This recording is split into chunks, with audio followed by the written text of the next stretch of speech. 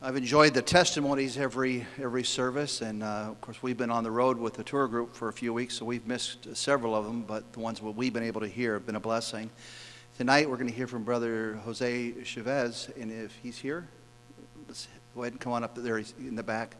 Go ahead and make your way up to the front right now, and this is a tremendous testimony. Heard Brother Pine and his wife give their testimony this morning, and just tremendous people that have just given their life to the Lord. This is also likewise just a very unique testimony, and this man has done a lot of work. Go ahead and come on up, Brother Jose. Come on up. All right. And next Sunday is Friends Sunday, and everyone needs to do their best to hand out as many cards and flyers as you possibly can, and get your friends here. And a lot of great things can happen when your friends come to church and feel what's going on here. Jose is going to give his testimony. We'll look forward to hearing this tremendous testimony. And why don't you come and give it to us? Go ahead. You ready? No, not ready. Not ready? All right. You're up anyhow. All right. Go ahead. I was hoping you'd give me 5 minutes. You got 5. Well, I'm scared. But I've been very scared before, so I can take this. I'm a public speaker. I speak with my wife and my kids and customers and a lot of people. But hopefully I can speak here. This is my first time actually speaking to or giving my testimony to First Baptist Church. I gave it before on a video. I talked at RU yesterday, and a few other times. I have tell my testimony in bus routes, in a fisherman's club, and other places, other churches also, but in person, never here. I'm sure a lot of people know my testimony, have heard it, have read it on a book that Brother Sisson wrote, or the stories that other people say, but I'm gonna try to give my testimony at this time. They told me I have 10 minutes, so I don't know how it's gonna go, because I don't like to speak in front of people, but then for some reason, I think God steps in, and then I just keep talking. Last night I said, after an hour and 20 minutes, I said, I think I went over time, and everybody started laughing. And so after that, I still speak for another 10 minutes. So it was an hour and a half. So probably here, with more people, probably can be like about 2 hours. So let me try, okay? First of all, I want to say Happy Father's Day to all. I'm gonna spit my gum because one time I was on a microphone, it sounded pretty bad. My son said, you better don't be chewing gum. So, sorry about that. To be a father is a big privilege, and it's a big responsibility. It's hard work. One thing that I told my kids, I said, you know what, I want to tell you something. Don't have kids. I said, they kill you, or you want to kill them. And they're real hard work. But you know what? I love everything about my kids. Not too long ago, my son Joey, I was painting the shed in the back, and he started painting. I love you, Dad. He went somewhere, and when I went around and looked at it, I'm like, wow, I love that. And so I finished painting, but I left that sign that he wrote. And when he came back, he thought I was gonna be mad because he painted that. And when he saw it, he was so happy that I wasn't mad. Of course not. I love you, Dad. I mean, that's beautiful. And you know what? If we can say that to our Heavenly Father every day, that's great. Part of my testimony, I'm gonna mention it right now before I forget. 3 years ago, I received a message on Facebook saying that if I wanted to attend a funeral of my son that hung himself or somebody hung him in jail. And I was like, what? Who? I couldn't understand it. So finally, I investigate, and it was a son that I had that I never made the time to go and see him. My time went so fast, and I never made the time to go see that son that I had a long time ago. And when he was little, I saw him, but after that, I never made the time for that. And it was incredible, sad to lose my son that always he wanted to know about me, but I never made the time to know about him. And after that, I realized that I had another daughter somewhere. I looked for her, and actually on my way here, she called me and said, Happy Father's Day. And that was great. But I found her through 2.5 years ago. But I mean, that was from other families, and my family is my wife and the 3 kids, with is Jackie, Eric, and Joey, and it's a privilege, like I said before, to be a father. I think I already went 7 minutes. I'm sorry, but I'm gonna try to speed up right now. When I was 8, I came to United States. My parents brought me here. When I crossed the border, I felt like in heaven. America is so beautiful. I love America. I love the flag. I love everything about America. I came here hungry. I came here with nothing. My parents had nothing. But when I got here and I saw my mom and dad, because they came 3 months before that, they had the refrigerator full of food. And it was jelly, and it was eggs, and it was bread, and it was bologna, and it was hot dogs, and it was everything, ham and everything in there. And in Mexico, we didn't have none of that. And so it was great.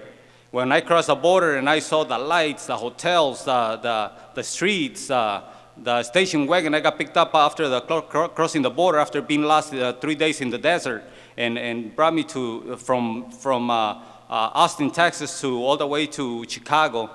It was beautiful. Beautiful drive, beautiful streets. It was like the Golden City coming to America. And I was right here. They put me into schools. They gave me a lunch, which in Mexico you never receive a lunch at school, and so it was a great lunch, a great school. Even though it was Chicago Heights, it was Fort Heights. I went to school in Fort Heights also, but for me it was great. It was very good. And I was in school. I was growing. I was learning English and all that. But I got to 13 years old, and at that time around, I realized that Chicago Heights was a lot of gangs, and it was full of gangs, and full of drugs, and full of bad people. My family was all drunkards, and everybody party. Every weekend was to party. My dad drank a lot. Everything was drinking. Everything was guns. Everything was partying. And that was the way I was raised, and I thought everything was normal.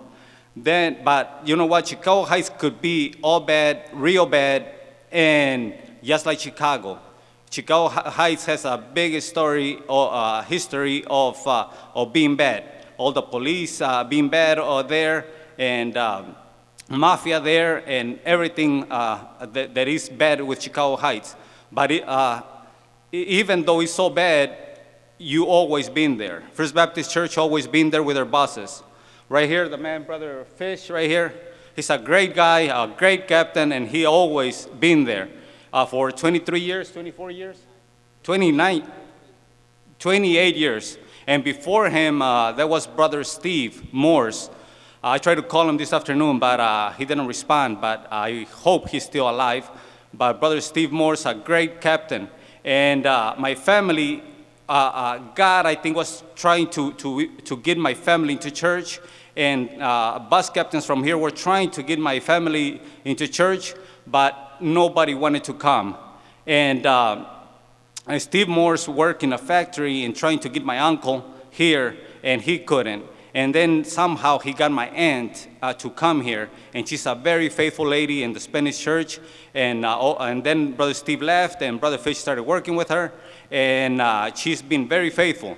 Well, I didn't, one time I remember they brought me here when I was little, and from Chicago Heights on the bus, and I was starting to be real bad, around 12, 13 years old, and I came here, and I took off on them. I went by the tracks, and they chased me, and they couldn't get me. And so another time I remember that they wanted to baptize me, and I didn't let them. I said, nope, I'm not gonna get in there and take my clothes off and go in there, and you're gonna baptize me? I'm already baptized, come on. And so I didn't let them, and I took off running. So my impression of First Baptist Church was the white people's church that want to baptize you. That was the impression I had, always. So at the age of 13, my parents decided to go back to Mexico. My parents took me back to Mexico.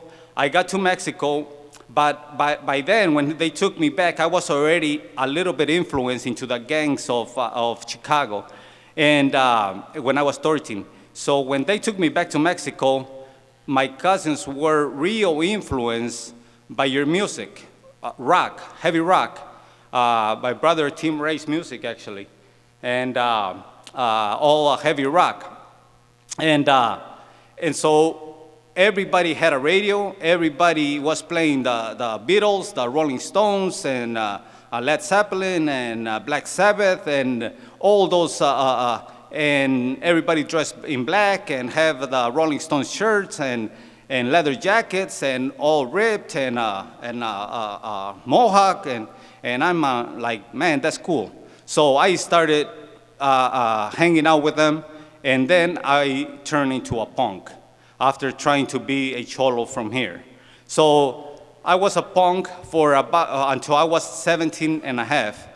When I was hanging around with them, then I got into big trouble. We were stealing in buses, we were stealing from people, we were stealing in carnivals, we were taking people out of the buses and taking the bus when we needed, and we were stealing shoes, we were stealing purses, we were stealing necklaces, we were stealing anything that was there to steal. And so anything we wanted, we had to steal it because we didn't have any. So if you wanted a pair of Converse, you had to steal them. If you wanted a bike, you had to steal it. So I was stealing without knowing, of course, that I was stealing. I just thought it was the way of life, and that's the way we were, and that's the way I was raised. And I was in Mexico City, so a big city. That's where I lived. And so later on, I got into trouble that the police was looking for me, and they wanted to take me to jail. They had took my best friend already, and they were looking for me. Then not only the police was looking for me, the parents of my best friend were looking for me because his dad said, if my son is in jail, you're gonna be in jail too. So then I flee the country after hide for a week, and I came to Tijuana, crossed the border, and came back to Chicago. I ended up back in Chicago at the age of 17 and a half, and my older brother lived over here, and he was hanging out with the Land Kings of Chicago Heights. And so I got there, and all what I had to do is change my clothes to being a punk, to black and yellow clothes, and being a Land King, wear the crown, and so now I'm a Land King from Chicago Heights. And so that's my kind of life that I'm going. I don't want to change. I love the gang life.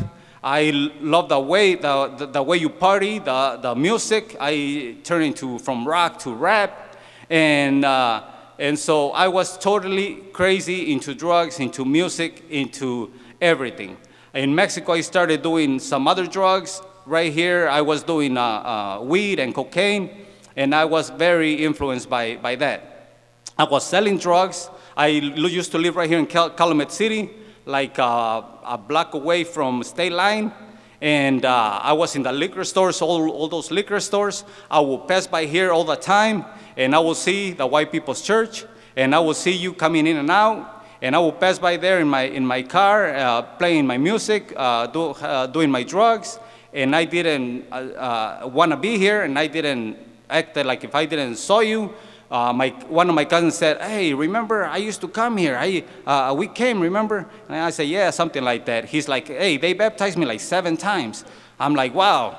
I said, they never baptized me, you know? And so we would talk about things like that.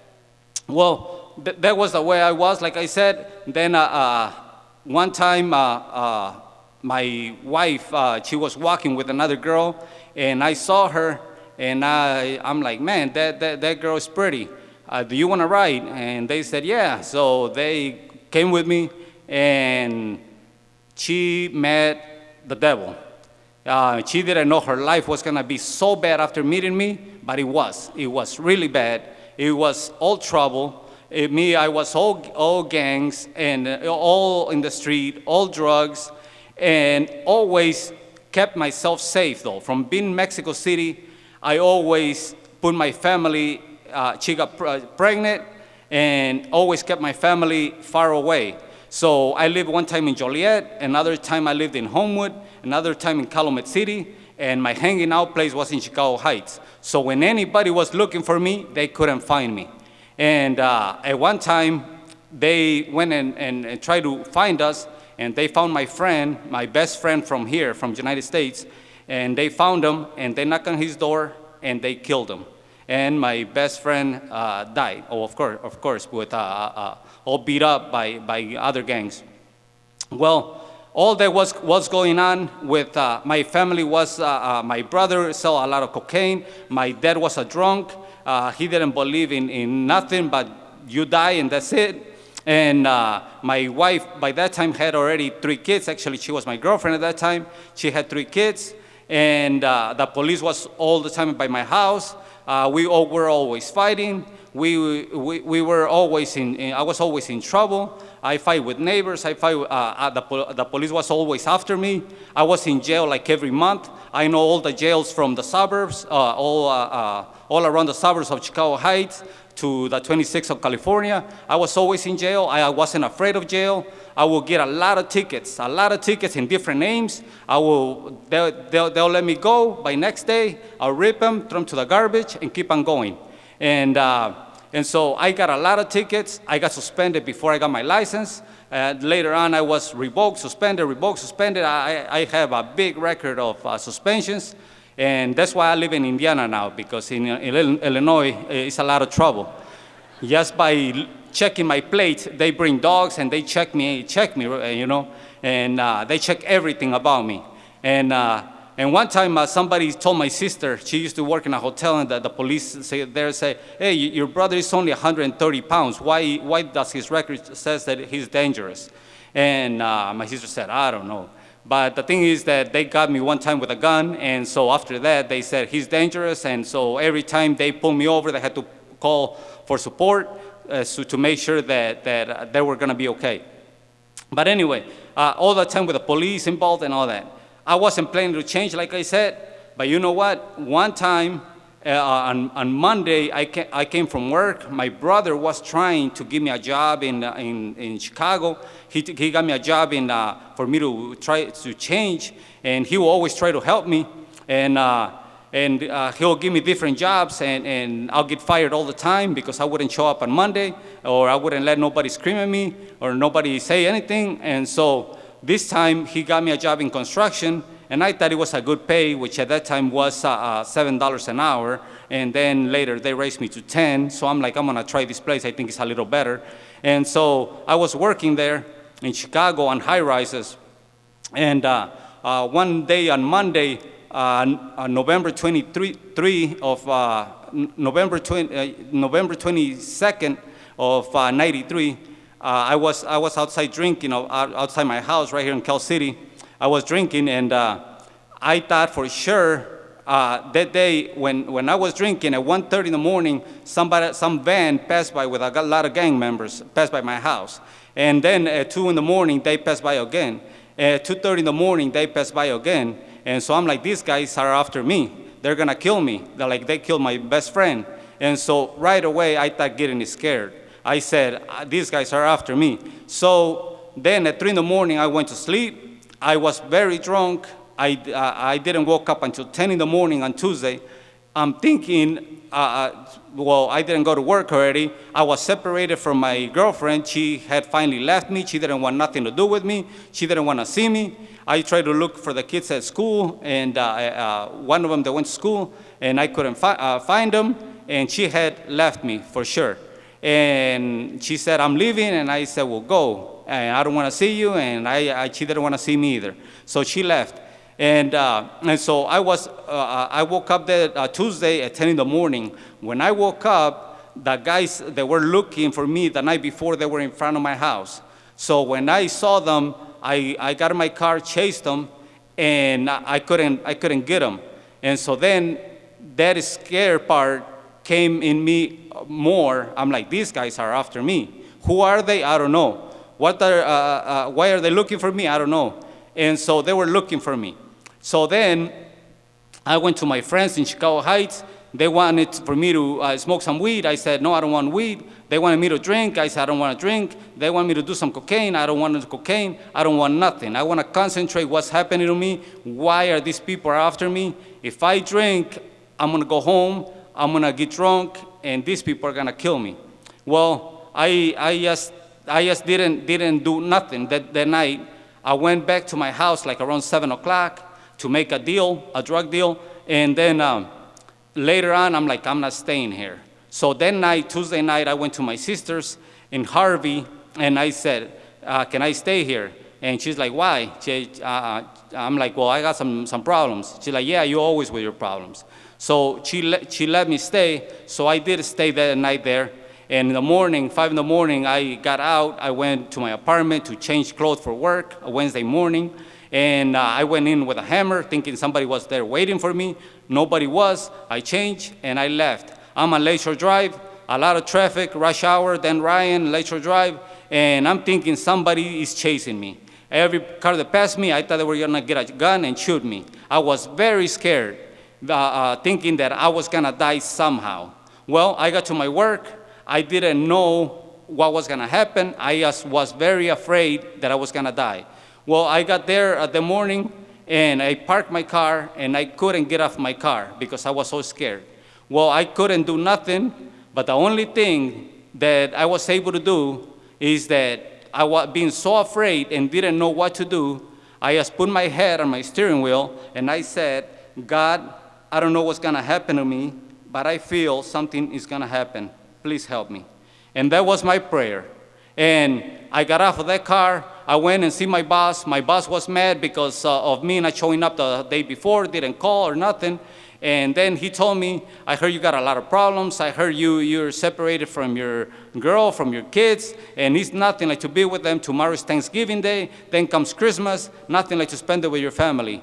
And then he says, let's go up there to the roof, check the tuck pointing that was done yesterday when you didn't come. And so me and him, my partner, went on the elevator to the roof of the building. The building was 29 floors to the top, and we went to the top, got on the scaffold, and as we're checking the tuck pointing that was done the day before, all of a sudden, the cable broke. And when that cable broke on the swinging scaffold, I said, this is what was gonna happen to me. That was my only thought. This is what was gonna happen. I'm gonna die. And for sure, it happened all so fast, of course. It happened in a second. Of course, I thought this is what's gonna happen, but I was 29 floors up. I was on a swinging scaffold, and all of a sudden, a swinging scaffold is like a swing. The cable, the rope breaks, and you're gonna fall. And so we're standing on the scaffold, and so the swing went to the side, leaving us in the air. And so me and my boss fell to the ground from 29 floors, and I told my brother, and my brother went to me right away, got my head and started shaking my head, thinking that I was dead.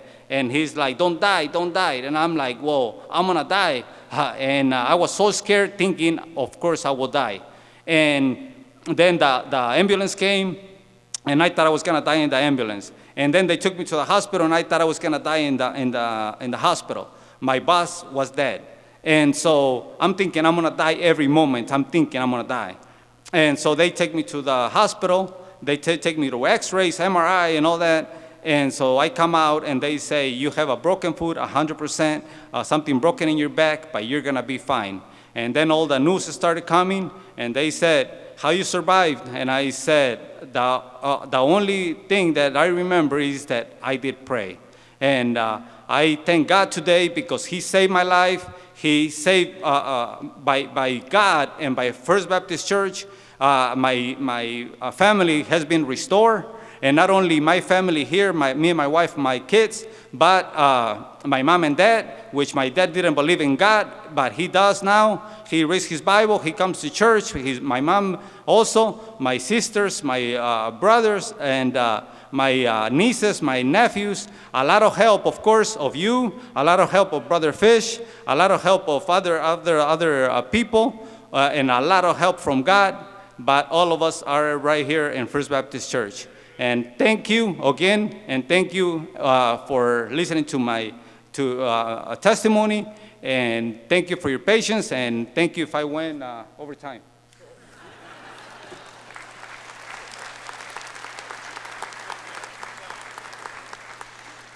Anybody that can fall 29 floors and live, I'm not telling him to get down. And that's a tough boy there. And we just appreciate that. What a tremendous, tremendous testimony. I've enjoyed these. And thank you for Brother Fish and others who work so hard bringing folks to church on buses and going after people day after day. And he's got great kids and just been a blessing.